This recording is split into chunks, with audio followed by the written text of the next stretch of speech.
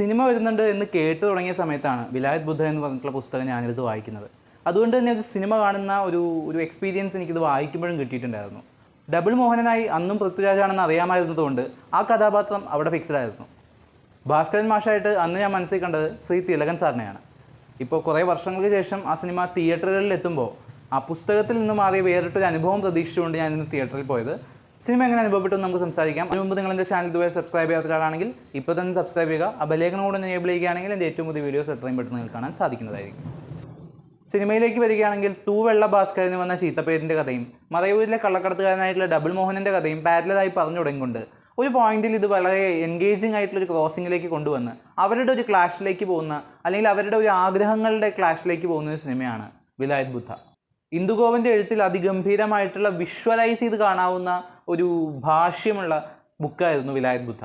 അതിൻ്റെ ഒരു സിനിമാറ്റിക് വേർഷനിലേക്ക് വരുമ്പോൾ അന്ന് നമ്മൾ ഇമാജിൻ ചെയ്ത വിഷ്വൽസിനെ ബീറ്റ് ചെയ്യുക എന്ന് പറയുന്നത് അത്ര എളുപ്പമല്ല. മനുഷ്യൻ്റെ ഇമാജിനേഷൻ കപ്പാസിറ്റിയുടെ ഒരു പാരമ്യം എന്ന് പറയുന്നതൊന്നും സിനിമയ്ക്ക് മാച്ച് ചെയ്യാൻ പറ്റുമെന്ന് എനിക്ക് തോന്നിയിട്ടില്ല. പക്ഷേ ആ ഒരു സംഭവത്തിനോട് ഏകദേശം ഒരു നീതി പുലർത്താൻ സാധിച്ചിട്ടുണ്ടെങ്കിൽ തന്നെ ഈ സിനിമ വർക്കൗട്ട് ആകുമായിരുന്നു.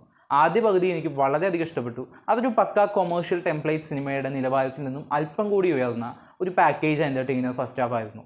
ഒരു നായകൻ്റെ ആക്ഷൻ സീക്വൻസുകൾ, ചേസ്, അവിടുത്തെ BGM, അവിടെ കുറേ ത്രില്ലിംഗ് ആയിട്ടുള്ള മൊമെൻറ്റ്സും കാര്യങ്ങളും, ചെറിയ ഹ്യൂമർ ടച്ചുള്ള മൊമെൻറ്റ്സ്, മറ്റൊരു സൈഡിലൊരു കഥാപാത്രത്തിൻ്റെ ഇമോഷൻസോട് കൂടിയിട്ടുള്ള അയാളുടെ ക്യാരക്ടർ ഡെവലപ്മെൻറ്റ്, അവിടെയുള്ള പെർഫോമൻസുകൾ, ഇതൊക്കെ ഭയങ്കര ഗംഭീരമായിട്ട് ഇമോഷണലി കണക്ട് ചെയ്ത് ഒരു പോയിന്റിൽ ഇനി അങ്ങോട്ട് ഗംഭീരമായിട്ട് വരാൻ പോകുന്നു എന്നുള്ളൊരു പോയിന്റിൽ കൊണ്ട് ഇൻ്റർവെൽ നിർത്തുകയാണ്. പക്ഷേ ആ നിർത്തിയ ഇൻ്റർവെൽ പോയിന്റിൽ നിന്നും പിന്നെ അങ്ങോട്ട് കഥ സഞ്ചരിക്കുമ്പോൾ എവിടെയൊക്കെയോ തട്ടിത്തടഞ്ഞ് എന്തൊക്കെയോ കമ്മ്യൂണിക്കേറ്റ് ചെയ്തു പോയ ഒരു ഫീലാണ് ഉണ്ടായത്. കഥ വായിച്ചവർക്ക് ഏകദേശം അത് തന്നെയാണ് ഇവിടെ സംസാരിക്കപ്പെടുന്നത് എന്ന് മനസ്സിലാവുമെങ്കിൽ പോലും ഈ കഥയുടെ ഒരു കംപ്ലീഷൻ ഇങ്ങനെ ആവേണ്ടിയിരുന്നില്ല എന്ന് തോന്നിപ്പോയി. ഒരുപക്ഷെ സച്ചി എന്ന് പറഞ്ഞ എഴുത്തുകാരനെ ഞാൻ ഏറ്റവും കൂടുതൽ മിസ് ചെയ്തത് ഈ സിനിമയുടെ അവസാനത്തോടെ എടുത്തപ്പോഴായിരുന്നു. സച്ചിയുടെ കയ്യിൽ ഈ കഥ കിട്ടുമ്പോൾ ഒരിക്കലും അയാൾ ആ തിരക്കഥ ഇങ്ങനെ എഴുതില്ലായിരുന്നു.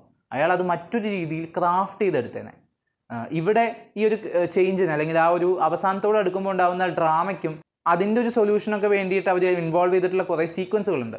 അതൊന്നും പക്ഷേ ആ സിനിമയുടെ ആ കംപ്ലീഷന് വലിയ രീതിയിൽ ഹെൽപ്പ് ചെയ്തില്ല. ലാസ്റ്റ് ഒരു ഗംഭീര ആക്ഷൻ സീക്വൻസ് കൊണ്ടുവന്നതുകൊണ്ട് മാത്രം ഈ സിനിമയ്ക്കൊരു കംപ്ലീഷൻ കൊടുക്കാൻ പറ്റുമെന്ന് അവർ വിശ്വസിച്ചത് ചിലപ്പോൾ എന്തുകൊണ്ടാണെന്ന് എനിക്കറിയില്ല. അത് കഴിഞ്ഞിട്ടുള്ള സീനുകളായാലും ഒരു സാറ്റിസ്ഫാക്ഷൻ കൊണ്ടുവരിക എന്നുള്ള കാര്യത്തിൽ എവിടെയൊക്കെ അവർ തോറ്റുപോയതായിട്ടാണ് എനിക്ക് തോന്നിയത്. അതിനർത്ഥം ഇതൊരു തീരെ മോശം സിനിമയാണെന്നല്ല. നല്ല പ്രകടനങ്ങളുള്ള, നല്ല കുറേ രംഗങ്ങളുള്ള, അത്യാവശ്യം നല്ല എൻഗേജിങ് ആയിട്ട് 3 മണിക്കൂർ തിരക്കേടില്ലാതെ പോകുന്ന ഒരു സിനിമ തന്നെയാണ്. എന്നാൽ ഒരല്പം കൂടെ ഡ്യൂറേഷൻ കുറച്ചുകൂടെ കഥാപാത്രങ്ങളെ എക്സ്പ്ലെയിൻ ചെയ്ത് കുറേ കൂടെ നല്ല VFX എലമെൻസ് ഒക്കെ ഉൾപ്പെടുത്തിയിരുന്നെങ്കിൽ ഈ സിനിമ ഭയങ്കര ഗംഭീരമായിരുന്നു എനിക്ക് തോന്നി. കാരണം ഈ സിനിമയുടെ സെക്കൻഡ് ഹാഫിൽ ഒരു മേജർ സീക്വൻസ് ആണ്.